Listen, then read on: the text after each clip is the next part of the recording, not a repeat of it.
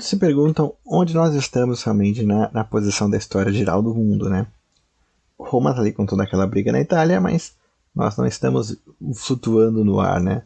Nós estamos chegando perto da Batalha de Cremera, nós estamos chegando perto da tomada do Capitólio pelo Aperdônio, nós estamos chegando perto das leis dos oitavos. Enquanto isso, no mundo antigo, no mundo clássico, Xerxes está comandando a segunda invasão da Grécia. Vocês provavelmente viram o filme 300 de Esparta. É isso mesmo que aconteceu, né? O Xerxes faz um exército colossal, tem então o maior exército que o mundo antigo tinha visto, invade a Grécia por mar e por terra. Ele é atrasado no desfiladeiro das Termópilas pela atuação heróica dos espartanos liderados por Leônidas e é detido realmente em Atenas, né? Ele queima Atenas para se vingar realmente do que os atenienses tinham derrotado os persas em Maratona, mas os atenienses liderados por Temístocles fazem um bloqueio naval na ilha de Salamina e infligem aos persas uma grande derrota na Batalha Naval de Salamina. Os persas, perdendo o apoio naval e com medo de serem fechados ali no Helesponto, a fronteira entre o estreito que separa a atual Turquia da Grécia, né, os domínios persas da Grécia, né, naquela região onde mais tarde seria fundado Constantinopla, né, em Bizâncio, os persas fogem, recuam, saem da Grécia e a Grécia é salva por conta da Batalha de Salamina. Né? Então é nessa época. Perguntasse para um romano assim o que estava acontecendo no mundo, ele ia falar das brigas da Itália, e se perguntasse a um grego qual era a situação de poder na Itália, ele ia apontar realmente 4 grandes poderes na Itália. Né? Primeiro, os gregos ao sul, né, na Magna Grécia. Segundo, os etruscos ali ao norte, né, na Etrúria. Terceiro, aqueles povos italiotas fortes que haviam ali no meio da Itália, né, seja até a Campânia, seja até a Úmbria, né, sabinos, samnitas, volscos, ecos, que a gente já falou. E finalmente os latinos estavam unificados pela uma jovem república, né, de uma cidade latina de muita influência etrusca chamada Roma. Né. Então já havia passado a Batalha do Lago Regilo, toda aquela região do Lácio realmente estava firmemente no poder da República Romana e a República Romana despontava como um grande poder regional. Mas então é isso, enquanto a gente está falando isso, o pau estava atorando na Grécia, realmente nos gregos, numa batalha de morte contra os persas, né, porque o Xerxes entrou na Grécia com um fito de arrebentar tudo. Né. Bom, nós estamos no ano 482, o ano do consulado do cônsul Júlio e do cônsul Quinto Fábio. Ambos historiadores são unânimes que não ocorreu nada nesse consulado, e logo em seguida entra o ano 481, onde foram eleitos os cônsules Espúrio Fuso e o cônsul César Fábio Vibulano pela segunda vez. César Fábio foi um dos acusadores do Espúrio Cássio. Muito bem, nesse ano realmente começa a surgir realmente novamente a lei agrária, né? Esse assunto não para, definitivamente em Roma não para esse assunto. Né? Os plebeus estão bravos porque os patrícios realmente, para poder aceitar aquela organização política, para poder derrotar o Espúrio Cássio, aceitaram uma reforma agrária, só que não fizeram a reforma agrária ainda, né? Estavam enganando os plebeus, passando a perna neles. E os plebeus furiosos, Roma dividida e infeccionada, um dos tribunos, chamado Licínio, particularmente, ele estava agitando muito a população. Nisso, o Apio Cláudio, já velho, acho que vai ser a última aparição política dele nesse momento na história, ele vem a falecer, provavelmente nesses anos, né? O fundador da gens Cláudia, ele dá uma sugestão aos cônsules e ao Senado, que foi realmente isso que neutralizou o poder tribunício. A gente viu nos anos anteriores como os cônsules com violência conseguiram fazer alistamento militar, mesmo com a oposição dos tribunos, e até de maneira um pouco ilegal, usando fora da cidade violência contra os plebeus. Mas essa ideia do Apio Cláudio ela foi definitiva, né? Sempre você tem que dividir os seus inimigos. Sempre. Nunca una seus inimigos, né? Política se faz com arco de forças. E como diz Platão, só há uma mudança no governo com uma dissensão da classe dominante. E você percebe realmente uma ação política burra quando ela não divide a classe dominante. Muito pelo contrário, ela une a classe dominante. Cláudio dá a seguinte sugestão. Vamos trazer os tribunos para o partido do Senado. Vamos adular e bajular os tribunos, porque quando surgir um tribuno mais radical contra a gente, os outros vão se opor e vai neutralizar a atuação tribunícia. E foi isso mesmo que aconteceu. Já que o Licínio era o cara que estava botando pilha no povo, o Senado e os patrícios bajularam os outros tribunos. Você é um moderado, você não é que nem esses radicais aí, você é a favor da república, né? Hoje em dia falaria Estado Democrático de Direito, mas Naquela época, você é a favor da república, você é a favor do bem comum, você é um cara que dá pra dialogar, você é um moderado, é por isso que você realmente é bom. aí ficavam bajulando os tribunos, né? E conseguia realmente, né? Os tribunos começaram a se sentir honrados e se sentir trazidos para dentro do corpo político e começaram a se opor. E o Licínio falou uma grande besteira no discurso público, né? Ele falou assim, ele falou que preferiria ver a cidade tomada pelos etruscos do que realmente aceitar com que aqueles patrícios gananciosos não fizessem reforma agrária. Isso foi uma besteira tamanha, né? Todo mundo na vida política solta uma de vez em quando, solta uma besteira, às vezes até sem querer, você fala um negócio sem pensado, ou você é interrompido no meio do seu raciocínio e você solta uma besteira, né? O princípio da retórica, já disse Aristóteles, é o mesmo da lógica, né? A lógica é composta de silogismos. Se todo A é B, se todo B é C, então todo A é C. Na retórica, existe um silogismo oculto, que ele chama de entimema. O entimema, ele é o valor da sociedade. Então, toda vez que você faz um discurso retórico, você só faz uma premissa, porque o entimema do valor da sociedade está implícito. Vou dar um exemplo para ficar mais claro, né? É óbvio que todo mundo sabe que é importante realmente ajudar as crianças e desenvolver a educação. Então, se eu tento fazer uma proposta que é para o bem da educação, para o bem das escolas, para o bem das crianças, eu não preciso explicar que é bom realmente defender as crianças, defender a educação e defender o futuro. Isso está implícito. Então, se eu digo, a minha lei vai ter mais recursos para as escolas, obviamente todo mundo é a favor do bom, do belo e do justo, e todo mundo sabe que escola é igual a bom, belo e justo, então não precisa defender isso aí. Então assim, é um princípio retórico, e o Licínio vai contra um valor do público, que é não destruir realmente a cidade, né? A cidade de Roma não ser destruída, né? Isso realmente é algo fundamental, é um valor. E o Licínio fala uma besteira tão grande dessa, né, por um efeito retórico, talvez ele tinha com boas intenções, mas os outros tribunos que já estavam sendo aliciados pelo Senado voltam contra ele, porque é absurdo isso, e ele perde todo o apoio, realmente, e os cônsules conseguem fazer o alistamento que eles tanto queriam. Muito bem, cônsules dividiram o exército, e nesse momento o Tito Livio e o Dionísio divergem, né? O Tito Livio afirma que o cônsul Fúrio foi contra Veios, e o cônsul Fábio foi contra os Ecos. Já o Dionísio disse que o Fábio foi contra os Veienses e o Fúrio contra os Ecos. Uma coisa é fato, eles concordam que o Fúrio se deu melhor na guerra. O exército conseguiu saquear as terras do inimigo, seja ele quem for, e retornaram cheio de butim. E o Fúrio, provavelmente porque ele era do Partido Popular, ele deixou os soldados dividir, o que sempre deixava o general muito popular. Já o Fábio, ambos concordam que o Fábio passou maus bocados, porque o Fábio estava detestado pelo exército, né? O César Fábio estava detestado pelo exército. E o exército fez corpo mole. O exército fez uma resistência civil passiva contra o general. Quando o general mandava acelerar, eles iam devagar. Quando o general mandava atacar, eles não atacavam. Eles estavam desobedecendo sistematicamente o César Fábio como general. O Tito Livio narra realmente que o talento do César Fábio conseguiu desbaratar os inimigos porque ele conseguiu organizar as forças de uma forma tal que ele usou a cavalaria para desbaratar o inimigo. Ora, a cavalaria é composta sempre dos cidadãos mais ricos, né? Os patrícios. Então, obviamente, a cavalaria seria mais leal ao César Fábio. Já a infantaria é dos plebeus. Então, quando ele mandava a infantaria atacar, a infantaria não ia atacar. E o Tito Livio, ele fala um negócio assim muito bonito, assim, né? Ele até comenta, né, como é mais difícil para um homem de talento governar os seus concidadãos do que realmente derrotar os inimigos, né? É mais difícil governar os seus próprios concidadãos do que derrotar o inimigo, né? Os inimigos externos dão menos ameaça, né, às vezes para um governante do que realmente a própria sedição interna, né? E o Dionísio, ele narra um negócio interessante, né? Quando os soldados leais ao César Fábio saúdam ele como imperator, já que imperator é um título, vamos dizer assim, que a gente usaria como general, tanto é que o Tito Livio, no texto em latim, ele usa imperator para se definir ao cônsul, né? Seria a tradução general, né? Ou do grego strategos, né? Ou polemarca.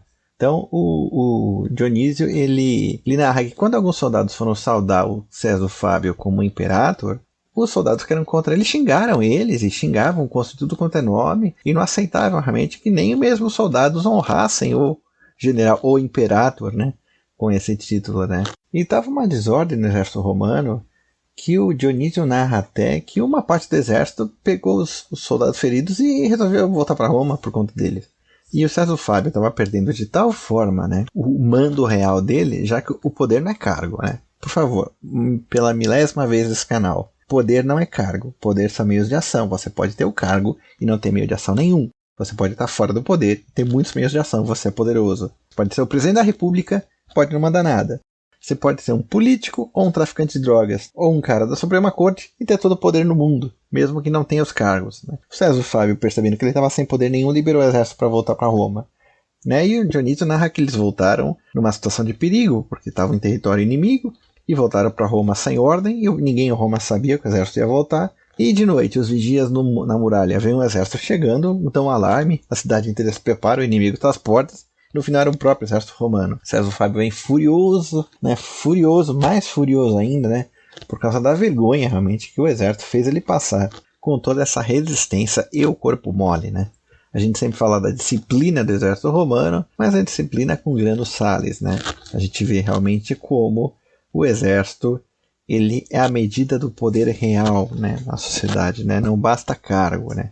Você tem que realmente ver se as ordens do imperador são realmente acatadas pelo exército.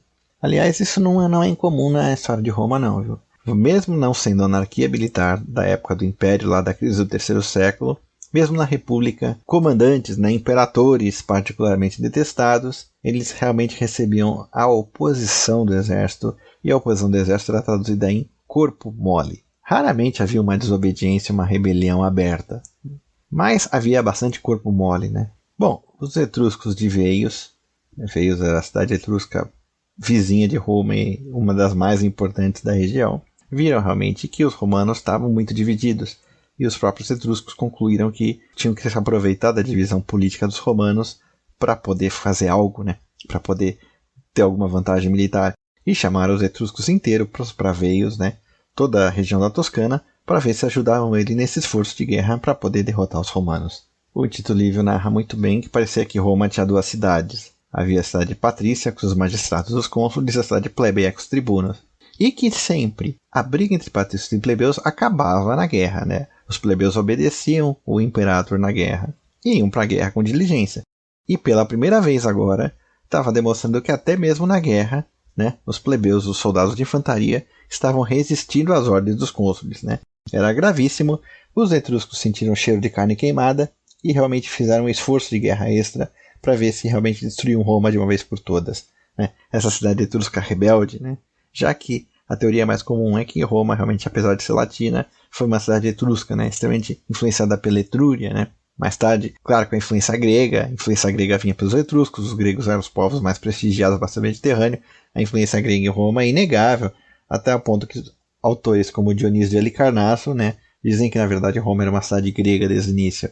Mas a gente sabe agora, com as evidências arqueológicas, é muito mais provável que Roma tenha sido uma cidade etrusca desde o início, uma cidade latina, fortemente etrusicizada, né, vamos dizer assim, né, e que realmente entrou em conflito com a Etrúria, né, logo cedo, e a influência grega veio mais tarde, normal, e também veio pela Etrúria. Os etruscos tinham contato com os gregos, lutaram contra os gregos no mar e em terra, então a influência grega também vinha dos etruscos. Foram eleitos para o ano seguinte, o 480, novamente outro Fábio, o Marco Fábio pela segunda vez, e o Cneumânlio Cincinnato como cônsules, né? Nesse ano realmente ocorre talvez uma das mais sangrentas batalhas da história de Roma. A Batalha do Lago Regilo tinha sido particularmente sangrenta, a Batalha de Silvia Arce também, e agora a Batalha de Veios, né? Ao cerco de Veios, mais tarde que Roma destrói, e no caso essa batalha, por falta de nome do lugar, foi chamada de Batalha de Veios, porque ela se deu provavelmente no território de Veios. Os etruscos, todos unidos com Veios, chamaram os ecos e os volscos, fizeram um exército comum, porque falaram agora é hora, né? Roma está dividida, o exército está fazendo um corpo mole, agora é hora. E os dois cônsules realmente juntaram o exército que eles conseguiram alistar e marcharam os dois, né, para dentro do território de Veios. O Dionísio narra que houve uma situação curiosa no acampamento romano. Os romanos eles tinham ficado num lugar muito bom para fazer acampamento, né? O acampamento, ele, em geral, tinha que ser numa colina, que era mais fácil de defender, porque quem subia já ia cansado. O exército romano fazia fossas e paliçadas, e dentro ficava o pretório. E parece que caiu um raio né, no pretório, exército romano, que chegou a matar até mesmo o cavalo do general, e os romanos falaram: os deuses não querem que nós fiquemos aqui, vamos para outro lugar. Não vai ser tão bom, mas vai ser melhor porque os deuses não querem. E os etruscos, que entendiam mais a adivinhação, falaram: não, esse presságio realmente é que os deuses decretaram a derrota dos romanos, né, nós vamos ocupar o antigo acampamento deles, né, já que os romanos foram expulsos de lá pelos deuses. É fácil ser profeta depois que as coisas aconteceram, porque a gente sabe na história que os romanos ganharam. Mas a gente sabe que os romanos perderam tanto nessa batalha que os etruscos também não estavam tão errados, né? E não sei realmente quem que mandou o raio no acampamento romano, mas o raio realmente ele tinha um pouquinho de verdade, porque os romanos estavam perdidos nessa batalha. Dentro do território inimigo, os cônsules ficaram com medo de que o mesmo corpo mole, a mesma resistência passiva do exército romano fosse se repetir de novo naquela guerra. Então eles decidiram não atacar. Se posicionaram no acampamento e decidiram esperar. Os etruscos e os aliados deles estavam vendo que os romanos estavam inertes. E estavam, com razão, vendo que os romanos estavam com medo. Então eles iam até o acampamento romano e xingavam eles. Ó, seus covardes, seus cagões, vem aqui, luta que nem homem e tal. E os soldados romanos, provavelmente ainda bravos com os cônsules, ouvindo, né? Ouvindo, engolindo seco, né? Aquilo ali, o inimigo indo lá, xingando eles de maricões, de covardes, engolindo seco. E com o tempo, os cônsules não deixaram atacar, porque os cônsules não tinham certeza das garantias que o exército realmente ia obedecer eles. Podia ter uma derrota de grandes proporções e Roma estaria perdida sem exército. Então, na guerra, se não sabe o que fazer, não faça nada, né? Não se precipite, né? Isso, o Fábio Máximo, séculos no futuro, provavelmente um herdeiro do atual Fábio, aí ele percebeu muito bem. E com o tempo, os soldados romanos foram ficando de saco cheio, para falar outra palavra, dos etruscos indo lá e rindo na cara deles. A tal ponto que os soldados meio que esqueceram realmente a briga com os cônsules, né, a briga política da cidade, lá dentro do acampamento, todo mundo é colega em armas, foram lá pedir para o cônsul para atacar. E os cônsules, muito espertamente, falaram: não, na hora, segura. Não faz nada. Segura aí, segura. Vocês são homens, vocês aguentam o xingamento aí. Vocês não são meninas. Aguenta. E os etruscos em cima, e os soldados já querendo a batalha, né? Querendo a batalha, não aguentando mais ouvir injúrias, sendo chamado de covarde, cagão, que não é homem, que não sabe lutar, que a Roma tá perdida. E isso ainda... E foram até os cônsules. Não, deixa quieto, faz nada não, tá indo bem a guerra, calma, confia na gente, confia no plano, confia no capitão, né? Crescendo a raiva, crescendo, o exército já... Agora o exército já estava querendo se amotinar para poder ir para a guerra, não para desobedecer o cônsul. Então, na hora que foi lá o primeiro centurião, né, o centurião mais veterano do exército romano, né, ele chamou de Primpilário, foi lá e pediu pro cônsul: não, vamos lutar, porque os soldados vão se amotinar para lutar. Nisso, o Celso Fábio, que estava junto, né, ele vira pro irmão e pro cônsul Mano e fala: não, eu já conheço como é que isso aí funciona. E na hora H, eles não vão nos obedecer. Então, já que vocês, soldados, querem lutar, vocês vão fazer um juramento, mas não pra gente, homens, vocês vão fazer juramento pros deuses, pra Marte e pra Júpiter, que vocês vão obedecer os generais, os imperatores, e vocês vão atacar o inimigo e não vão recuar. Os soldados, naquela gana de batalhar, realmente foram lá e fizeram o juramento que for. Jurou pelo Marte, por Júpiter, por Vesta, por Juno, por tudo quanto é Deus lá, que eles não iriam recuar da batalha e iam obedecer à ordem militar. Nisso, os cônsules se sentiram seguros finalmente para pôr o exército em campo. Muito bem. Começou a batalha, cada cônsul do lado. Lembrando que haviam 3 irmãos Fábios, né? O Quinto, o César e o Marcos. O Marcos era cônsul. Isso não quer dizer que o Quinto e o César não tivessem ido para a batalha. É óbvio que eles estavam para a batalha. Por quê? Eles estavam liderando os soldados da gens Fábia, né? Assim como também havia os Cláudios liderando os soldados da gens Cláudia, havia os Horácios, havia os Valérios, havia os Vigílios. Lembra, nessa época ainda, né, havia uma sociedade gentílica, né? A sociedade gentílica era o quê? Os clãs militares eram aristocráticos. Essas famílias nobres realmente eram famílias aristocráticas que tinham seus clientes, tinham seus familiares, e elas realmente montavam alas do exército, né? Tanto é que representavam originalmente a comitia curiata, que escolhia o rei de Roma, e os paterfamilias iam para o Senado romano pela sua tarefa. Então, realmente, eu vou falar, o Quinto Fábio foi, o César Fábio foi. E no momento da batalha, né, cada cônsul monta uma ala do exército, o Quinto Fábio morre gloriosamente na batalha, né? E o exército romano começa a recuar. Que desgraça, perdemos o consular, perdemos o Quinto Fábio. E o César Fábio vira para o cônsul Manlio e fala, ó, estou com essa briga toda feita, perdi o meu irmão do cônsul e agora, né? Daquela desgraça, perdeu um consular, perdeu um homem importante, né? E o exército romano dando duro, né, para tentar vencer o inimigo naquela ala. E os dois Fábios, né, o Marcos e o César, falaram, vamos para frente, vamos para cima, perdemos nosso irmão, vamos para cima. E realmente comandaram a ala deles para poder atacar os aliados, né, Volscos, Veienses e Ecos, para poder levar a derrota naquela ala. A outra ala, a ala do cônsul Manlio, também não estava, a coisa não estava tão boa para ele, mas realmente eles conseguiram uma certa vitória contra os inimigos e já estavam realmente empurrando os inimigos para serem derrotados. Porém, o que aconteceu? Ele estava perseguindo o inimigo, ele foi gravemente ferido, então ele teve que recuar. Os soldados acharam que já morreu um consular na outra ala. Agora, nessa ala, né, nosso cônsul morreu supostamente. Né? A morte do general era muito grave. A Batalha de Filipos, entendeu? Ela foi perdida porque o exército republicano ele não conseguiu se comunicar e cada ala achou que tinha sido derrotada e até tinha ala que estava ganhando ali. Mesma coisa na Batalha de Pharsalos, né? A falta de comunicação das alas era muito importante. A gente gosta de jogar esses joguinhos de guerra, né? Rome, Total War, não sei o que lá, de guerra. E a gente acha que a comunicação é imediata. Não, a comunicação ela é difícil, né? A carga da infantaria ligeira também foi um problema de comunicação. A ordem do general a cavalo para chegar numa ala e até ela ser cumprida levava o tempo do cavalo chegar lá. O problema de comunicação no exército era muito grave. Entre volta e meia, o exército entrava em pânico e toda aquela multidão de pânico sem entender porquê. Então o exército romano começou a recuar porque o Manlio morreu também, né? Aquele descrito, você tá ali, Legião Romana era basicamente um exército de hoplitas naquela época, né? A Legião Imperial levaria alguns séculos para desenvolver, mas era um exército de hoplitas grego.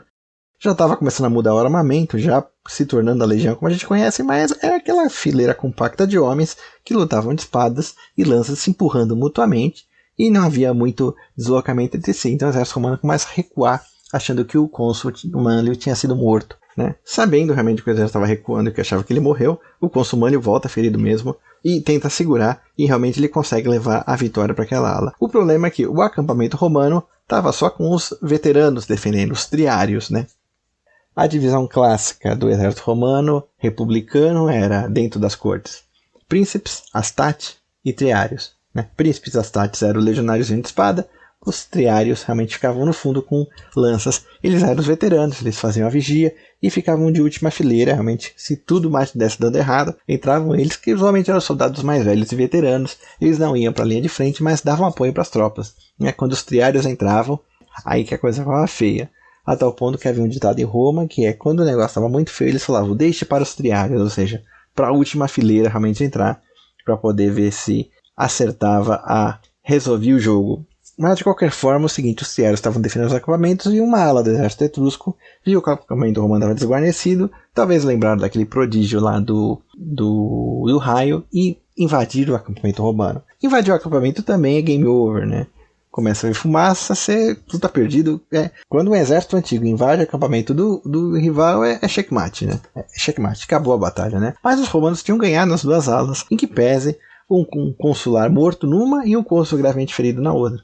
Então o Manlio volta com as tropas, né? O exército etrusco entra no acampamento romano, dentro do pretório tem aquela briga, porque os triários ainda resistiam, e o cônsul Manlio tem uma ideia, ele fecha o acampamento. O acampamento romano era quadrado, sentava o pretório, né? Formava uma cruz para os pontos cardeais, e tinha as entradas do acampamento, e o Manlio fecha com o exército romano aquilo ali tudo. E os etruscos se veem presos na própria armadilha, né? Eles entraram, agora não conseguem sair.